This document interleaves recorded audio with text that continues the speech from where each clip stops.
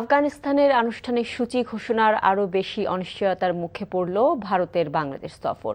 যদিও সফর বাতিল নিয়ে আনুষ্ঠানিক কিছুই জানা নেই বিসিবির, তবে ভারত না আসলে বিকল্প ব্যবস্থা নেওয়া হবে বলে জানিয়েছেন বিসিবি মিডিয়া কমিটির চেয়ারম্যান আসিফ রব্বানী। মমিনুর রিপনের রিপোর্ট।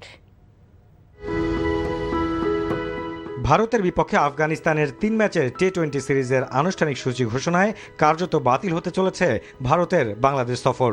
এই সিরিজের প্রথম ম্যাচ 13 সেপ্টেম্বর, যেদিন ভারতের বিপক্ষে ঢাকায় তৃতীয় ও শেষ টি-20 খেলার কথা ছিল বাংলাদেশের। ফলে শঙ্কায় থাকা ভারতের আগমন এখন পড়েছে অনিশ্চয়তার মুখে, যদিও এ নিয়ে আনুষ্ঠানিকভাবে কিছু জানা নেই বিসিবির। যখন ঘোষণা দেওয়ার মতো একটা স্টেজে যাব তখন ইনশাল্লাহ আমরা জানাবো, বাট আমরা আমাদের চেষ্টা চালাচ্ছি বা এরকম একটা পর্যায়ে আছে।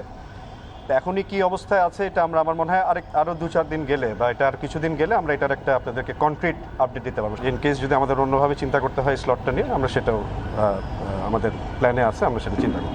2025 সালে অনুষ্ঠিত হওয়ার কথা থাকলেও দুই দেশের রাজনৈতিক ও কূটনৈতিক সম্পর্কের কারণে তা একবার পিছিয়েছে, আর একবার পেছানো কিংবা বাতিলের সম্ভাবনা তৈরি হয়েছে। তাতে কিছুটা হলেও আর্থিক ক্ষতির মুখে পড়তে যাচ্ছে বিসিবি। বাংলাদেশ ভারত সিরিজ অবশ্যই মার্কেটিং পার্সপেক্টিভ থেকে অনেক লুক্রেটিভ একটা সিরিজ সব দিক থেকে, এবং এখানে ধরেন ফাইন্যান্সিয়াল বলেন, আদার অ্যাসপেক্ট, সব দিক থেকে এটা একটা খুবই তাৎপর্যপূর্ণ ছিল, সিগনিফিকেন্ট। তো সেই ক্ষেত্রে যদি কেস সিরিজ না হয় তো সেখানে তো কিছুটা লুজার বিসিবি হবেই, বাট ইনশাল্লাহ আমরা অন্যভাবে এটাকে কভার করা যায় কিনা আগামীতে সেটা চেষ্টা করব।